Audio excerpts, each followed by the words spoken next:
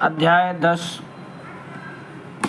High-low alkene तथा high-low arene अध्याय का अध्ययन करेंगे। हाइलो एल्केन तथा हाइलो एरीन को एक साथ ही इसके बारे में हम अध्ययन करेंगे। हाइलो का मतलब हाइलोजन से होता है। हाइलो का मतलब हाइलोजन से लगाते हैं और हाइलोजन को एक्स से प्रदर्शित करते हैं। और हाइलोजन कौन से होते हैं? F, Cl, Br, I। ठीक है, ये वर्ग 17 में आवर्त सारणी में रखे गए हैं। ये हाइलोजन तत्व हैं। इसके बाद बात की कर रहे हैं एल्केन। एल्केन हम लोग जानते हैं कार्बन और हाइड्रोजन की चेन जो होती है क्या कहलाती है? जिसके बीच में सिंगल बॉन्ड होता है। ठीक है, तो कार्बन और हाइड्रोजन की जो चेन क्या कहलाती है? एल्केन कहलाती है। अब हम बात करेंगे हाइलो एरीन की। हाइलो का मतलब यहाँ पे भी हाइलोजन से ही है, यानी कि हाइलोजन को यक्ष से दिखाते हैं। और हाइलोजन कौन कौन से होते हैं? F, Cl, Br, I। ठीक है, तो ये 4 हाइलोजन हमें ध्यान रखने हैं। और एरीन का मतलब क्या होता है? एरीन का मतलब होता है एरोमेटिक कंपाउंड। एरोमेटिक यौगिक। अब ये एरोमेटिक यौगिक कौन से होते हैं? ये एरोमेटिक यौगिक जो होते हैं ये रिंग वाले यौगिक होते हैं, इस प्रकार के बंद यौगिक। खुली श्रृंखला वाले नहीं होते हैं, ये बंद यौगिक होते हैं।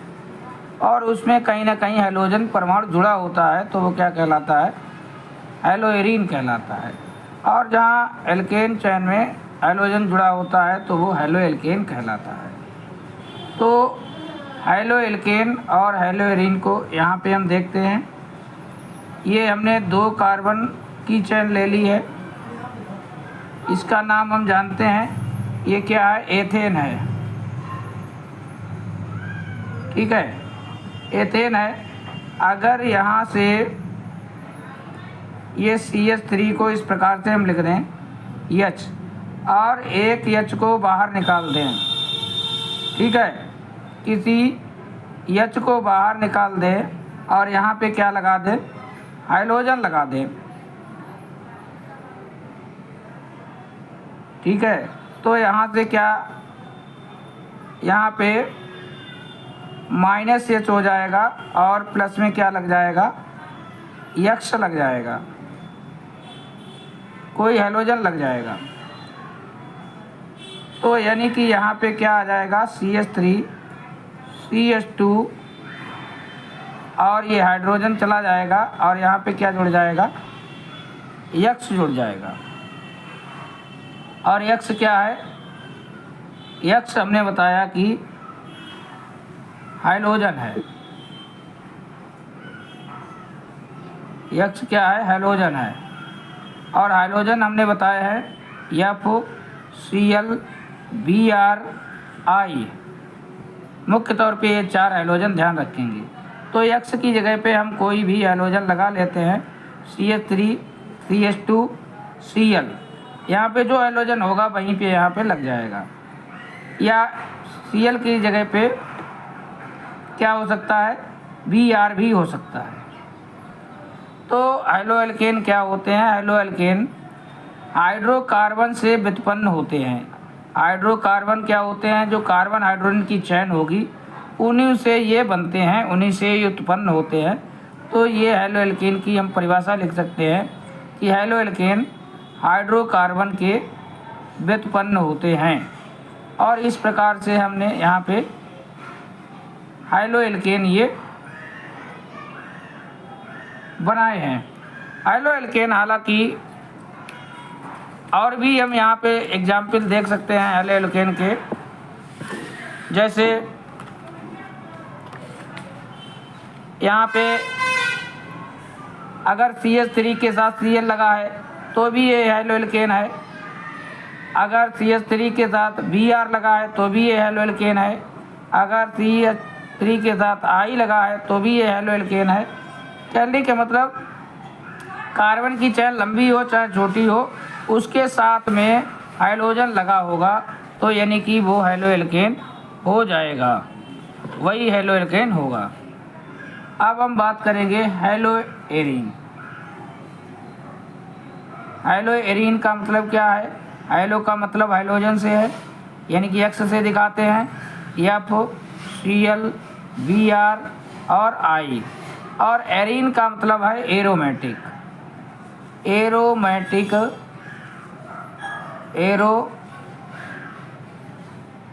यौगिक। और एरोमेटिक यौगिक क्या होते हैं? जो हकल रूल का फॉलो करते हैं, 4n+2 पाई ई इलेक्ट्रॉन्स जिनमें होते हैं, यानी कि ये बंद श्रृंखला के यौगिक होते हैं और इसके ऊपर क्या होता है? हैलोजन लगा होता है। यहाँ पे हम एक एग्जाम्पल देख रहे हैं, ये है हमारे पास बेंजीन। और बेंजीन में हमें पता है हर जगह पे एक हाइड्रोजन लगा ही होता है। अंडरस्टूड है? ये सभी कोनों पे हाइड्रोजन एक एक लगा होता है, ठीक है। तो यहाँ पे अगर H निकल जाए और क्या लग जाए? कोई हैलोजन लग जाए, ठीक है, तो यहाँ पे क्या बन जाएगा? ये हैलो एरीन बन जाएगा। यानी कि एक हाइड्रोजन यहाँ से निकल गया है और यहाँ पे क्या लग गया है? हैलोजन। कौन सा हैलोजन है अभी तो क्लियर नहीं है, तो कोई भी हो सकता है। यहाँ पे Cl भी लिख सकता है या यहाँ पे Br भी लिख सकता है, Br भी लग सकता है। तो ये क्लोरोबेंजीन हो गया है और ये ब्रोमोबेंजीन हो गया है, ठीक है। तो इस प्रकार से हमने देखा हैलो एल्कीन और हैलो एरीन को। कार्बोहाइड्रोजन के ये व्युत्पन्न होते हैं। हैलो एल्केन में एक ये खुली श्रृंखला होती है, ठीक है। एलिफैटिक यौगिक भी इन्हें कहते हैं, उसमें हाइड्रोजन परमाणु लगा होता है। और हैलो एरीन में ये एरोमेटिक यौगिक में हाइड्रोजन परमाणु लगा रहता है। तो अगर ऐसे यौगिक हैं तो क्या कहलाते हैं? हैलो एल्केन और हैलो एरीन यौगिक कहलाते हैं। इसके बाद हम बात करेंगे, नेक्स्ट पॉइंट रहेगा हैलो एल्केन तथा हैलो एरीन का वर्गीकरण। और सबसे पहले इसमें बात करेंगे हाइड्रोजन परमाणुओं की संख्या के आधार पे, ठीक है। अगर एक हाइड्रोजन परमाणु लगा है तो एकल हैलो एल्केन या मोनो हैलो एल्केन कहेंगे। अगर दो लगे हैं तो डाई हैलो एल्केन कहेंगे। और अगर तीन लगे हैं तो ट्राई हैलो एल्केन कहेंगे, ठीक है। तो मोनो का मतलब यहाँ पे क्या है? एकल। मोनो का मतलब क्या है? यहाँ पे एकल। हाइलो का मतलब क्या है? हाइड्रोजन। और एल्केन का मतलब है यहाँ पे कार्बन हाइड्रोजन चैन, ठीक है। तो यहाँ पे हम एक एग्जाम्पल ले रहे हैं, CH4 और इसका स्ट्रक्चर देखेंगे तो चारों तरफ एक एक हाइड्रोजन लगा होगा।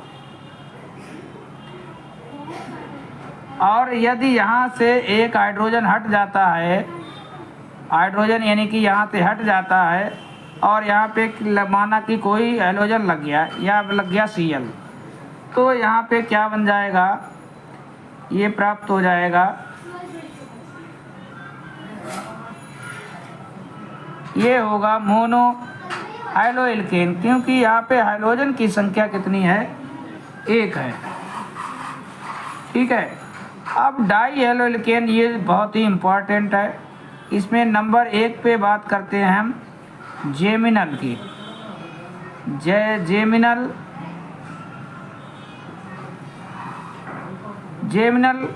Hello alkane. और जेमिनल हैलो एल्केन इसमें क्या होता है कि जो कार्बन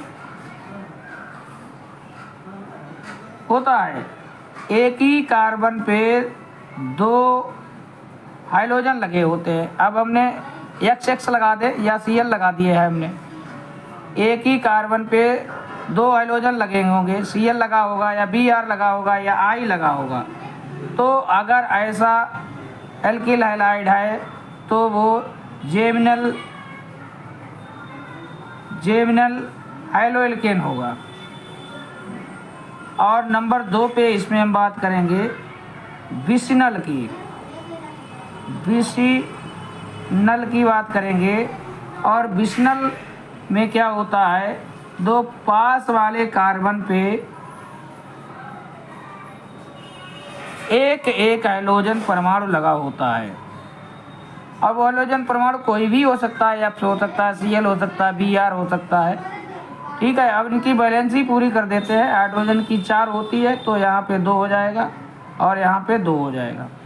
तो अगर पास वाले कार्बन पे लगातार 2 कार्बनों पे हाइड्रोजन परमाणु है तो वो विसिनल हाइड्रोएल्केन है। और दोनों में यहाँ पे 2 हाइड्रोजन परमाणु लगे हैं तो ये डाई हाइड्रोएल्केन को प्रदर्शित कर रहे हैं। इसके बाद ट्राई हाइड्रोएल्केन, यानी कि यहाँ पे 3 हाइड्रोजन परमाणु लगे होते हैं, इसीलिए ये क्या कहलाता है, ट्राई हाइड्रोएल्केन। तो ये जेमिनल और विसिनल बहुत इम्पॉर्टेंट हैं, इसको थोड़ा देखेंगे।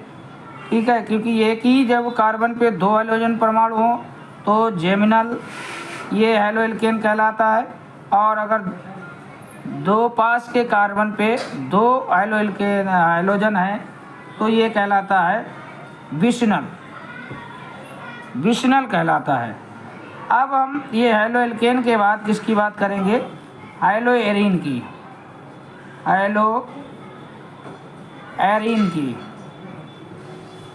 तो मोनोहाइड्रोएरीन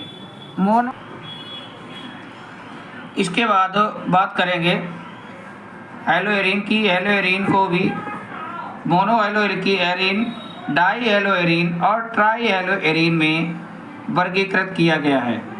ठीक है, तो मोनो का मतलब एक, हाइड्रो का मतलब हाइड्रोजन से है, एरीन का मतलब एरोमेटिक कंपाउंड से।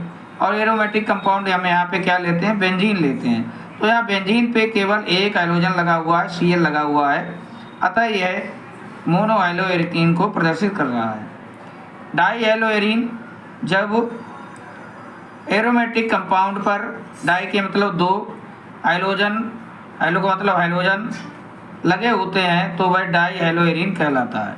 ट्राईहाइड्रोएरीन जब 3 हाइड्रोजन लगे होते हैं एरोमेटिक कंपाउंड के ऊपर तो वह ट्राईहाइड्रोएरीन यौगिक कहलाता है।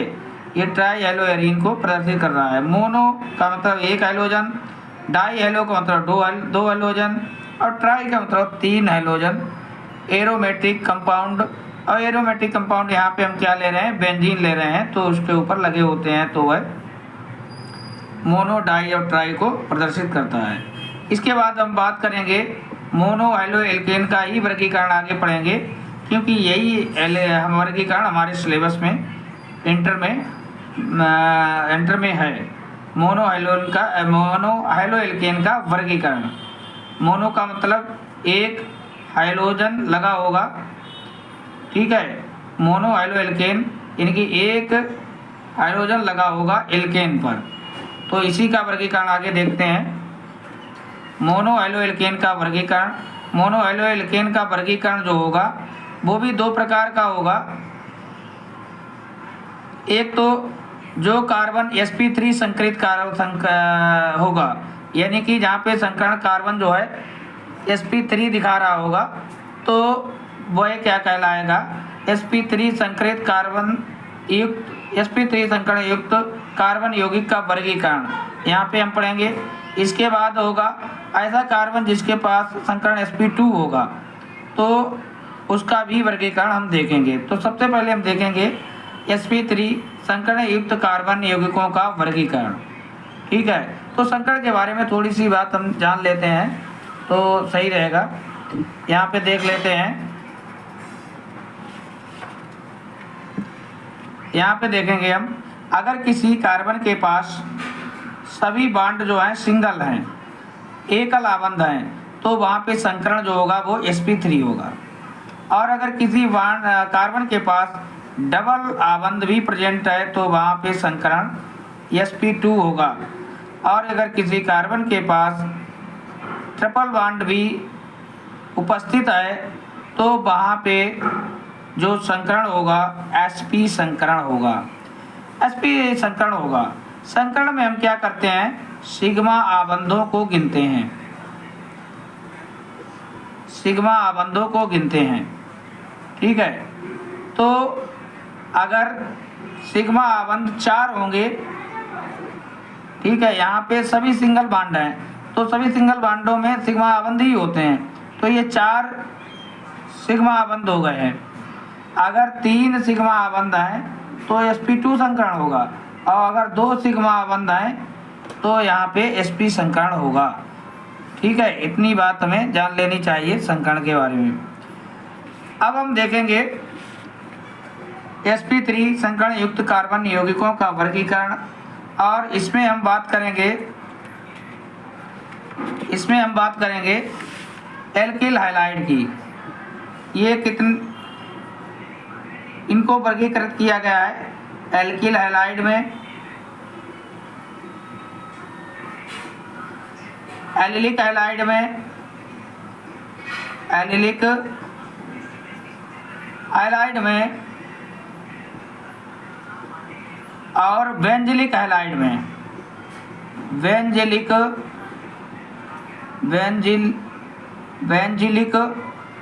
यहाँ पे सही करें, बेंजिलिक हैलाइड में। तो सबसे पहले एल्किल हैलाइड, एल्किल का मतलब कार्बन हाइड्रोजन की चैन होगी, और हैलाइड का मतलब हाइड्रोजन से है। यहाँ पे हम इसका एक एग्जाम्पल लेते हैं, CH3Cl। अब इस पे हम संकरण देखेंगे, ये कार्बन है और इस पर 3 हाइड्रोजन लगे हुए हैं, और यहाँ पे Cl जुड़ा हुआ है।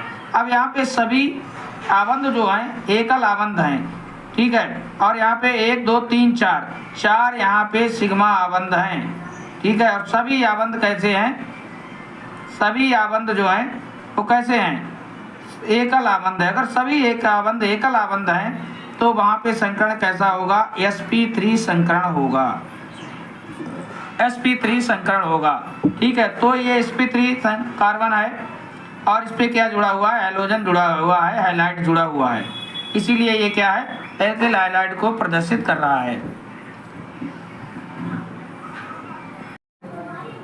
अब हम बात करेंगे एलिलिक हैलाइड।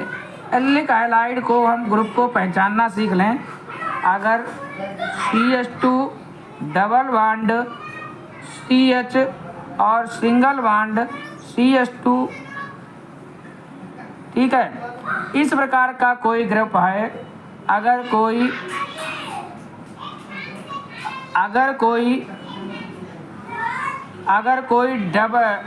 ये sp2 संकरण वाले कार्बन से कोई sp3 संकरण वाला कार्बन जुड़ा है और उससे क्या है, एक हाइड्रोजन परमाणु या कोई ग्रुप जो है जुड़ा है, तो वो क्या कहलाता है, एलिलिक हैलाइड या एलिलिक ग्रुप कहलाता है। एलिलिक ग्रुप इसी को कहते हैं, एलिलिक समूह या ग्रुप। तो इसका मतलब क्या है कि यहाँ पे ये CH है और यहाँ पे डबल बॉन्ड, और ये यहाँ पे CH3 जुड़ा हुआ है, H3 है, ये CH3 जुड़ा हुआ है, और यहाँ पे जो कार्बन है, ठीक है, वो इस तरीके से है, और यहाँ पे कोई हैलोजन जुड़ा है। तो ये जो कार्बन है इसका संकरण अगर देखेंगे तो 1 2 3 4 सिंगल बॉन्ड हैं, तो इसका जो संकरण है वो कैसा है, sp3 संकरण है। ठीक है, तो कहने के मतलब एलिलिक हैलाइड क्या होता है कि अगर sp2 संकरण इसके पास है, डबल बॉन्ड वाले कार्बन के पास sp3 कार्बन है और उससे कोई हाइड्रोजन परमाणु जुड़ा है तो वो क्या कहलाएगा, एलिलिक हैलाइड कहलाएगा। ठीक है, यानी कि sp2 संकरित आएगा, डबल बॉन्ड आ जाएगा तो वो कार्बन sp2 संकरित होगा, और अगर सभी सिंगल बॉन्ड होंगे तो वह sp3 संकरण प्रदर्शित करेगा। अगर डबल बॉन्ड यानी कि sp2 संकरित कार्बन के पास कौन सा है, कार्बन sp3 संकरित कार्बन है और उससे कोई हाइड्रोजन परमाणु लगा होगा तो वह एलिलिक हैलाइड कहलाएगा। इसी प्रकार से बेंजिलिक हैलाइड की बात करते हैं। बेंजिलिक हैलाइड तो यहाँ पे ये क्या है, बेंजीन है, ये है बेंजीन। बेंजीन के अंदर गोला भी बना सकते हैं और या 3 बॉन्ड भी बना सकते हैं, एक को छोड़ के। ठीक है, अल्टरनेट क्रम में होते हैं, एक पे बनाए कोने पे, फिर एक छोड़ दें, फिर अगले कोने पे, फिर एक को छोड़ के बनाते हैं। और यहाँ पे ये क्या है, कार्बन लगा हुआ है। ठीक है, और इस कार्बन से कोई हाइड्रोजन परमाणु जुड़ा हुआ है तो वही बात है, ये एरोमेटिक हो गया कंपाउंड। कहने का मतलब ये कार्बन कैसा होगा, ये होगा sp3 होगा, क्योंकि 2 हाइड्रोजन ऊपर नीचे लगे हैं और एक बॉन्ड ये, एक बॉन्ड ये, सभी सिंगल बॉन्ड हैं तो ये संकरण sp3 ही होगा। और किसके पास है, यहाँ पे जो कार्बन होगा वो कैसा होगा, sp2 संकरित होगा। क्यों होगा, क्योंकि इसके पास है डबल बॉन्ड, तो डबल बॉन्ड वाला कार्बन होता है sp2 संकरित। अगर sp2 संकरित कार्बन के पास sp3 संकरित कार्बन हो और उससे कोई हाइड्रोजन जुड़ा होता है तो वो क्या कहलाता है, बेंजिलिक हैलाइड को प्रदर्शित करता है। ठीक है, तो इसके आगे हम बात करेंगे, अब हम बात करेंगे वर्गीकरण वाइनलिक हैलाइड और एरिल हैलाइड की। तो ये तो 2 ग्रुप बचे हुए हैं तो इनको भी हम देख लेते हैं, वाइनलिक हैलाइड और एरिल हैलाइड।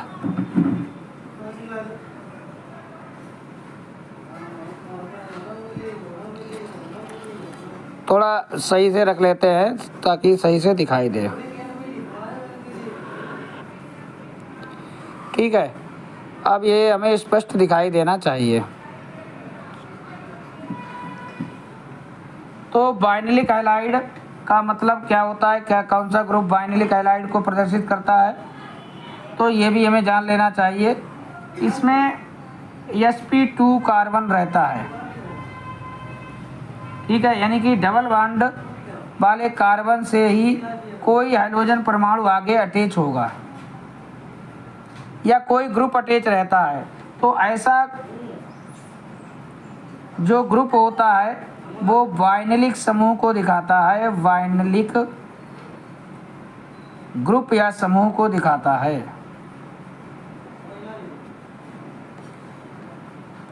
sp2 संकरित कार्बन से आगे कोई ग्रुप या समूह जुड़ा होगा। ठीक है, तो वो क्या कहलाता है, वाइनलिक समूह। अगर हाइड्रोजन जुड़ा होगा तो वाइनलिक हैलाइड कह देंगे, क्योंकि हम यहाँ पे हैलाइडों का वर्गीकरण पढ़ते रहे हैं तो यहाँ पे वाइनलिक हैलाइड हो जाएगा, जाहिर सी बात है। हम यहाँ पे अब ये देखिए CH2 है और डबल बॉन्ड यहाँ पे CH है और यहाँ पे क्या जोड़ रहे हैं, Cl को जोड़ रहे हैं। तो sp2 संकरित कार्बन जो है उससे डायरेक्ट ही कोई हाइड्रोजन परमाणु जुड़ा होगा तो ऐसा ग्रुप क्या कहलाता है, वाइनलिक समूह कहलाता है और ये क्या कहलाएगा, वाइनलिक हैलाइड कहलाएगा। और इस कार्बन के पास कौन सा संकरण है, sp2 संकरण है। ठीक है, देखो एलिलिक में हमने देखा था, एलिलिक में क्या देखा था, एलिलिक में जो sp2 संकरित कार्बन होता था उससे आगे कार्बन परमाणु जो sp3 होता था उससे हाइड्रोजन परमाणु जुड़ता था।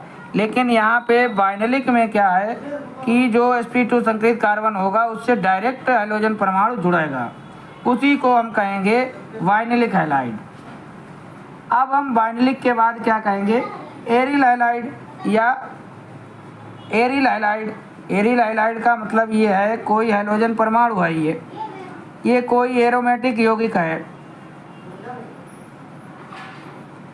ये एरोमेटिक यौगिक ले लिया है, यानी कि 3 इसमें डबल बॉन्ड होते हैं। और यहाँ पे हमें पता है हाइड्रोजन के हर कोने पे एक हाइड्रोजन रहता है, और इसको हम हटा देते हैं, क्या लगा देते हैं, Cl लगा देते हैं। यानी कि इस तरीके से ये बेंजीन हमने ऊपर बना दी है, और यहाँ पे क्या लगा दिया है हमने, ये Cl लगा दिया है, ठीक है। अब यहाँ पे जो कार्बन है, यहाँ पे जो कार्बन है वो sp2 संकरित है, इसके पास डबल बॉन्ड है, डबल बॉन्ड वाला कार्बन जो होता है वो sp2 संकरित होता है, और उससे क्या जुड़ा हुआ है, डायरेक्ट ही हाइड्रोजन परमाणु लगा है, इसीलिए ये क्या कहलाएगा, एरिल हैलाइड कहलाएगा, ठीक है। तो इस प्रकार से आज हमने हैलो एल्केन तथा हैलो एरीन का वर्गीकरण पढ़ा, ठीक है। तो अगर आज समझ में आया है या कहीं कोई दिक्कत है तो इससे कमेंट में बताएं थोड़ा, और अगर अच्छा लगे तो उसको भी बताएं ताकि हम इसको आगे कंटिन्यू करें। Thank you.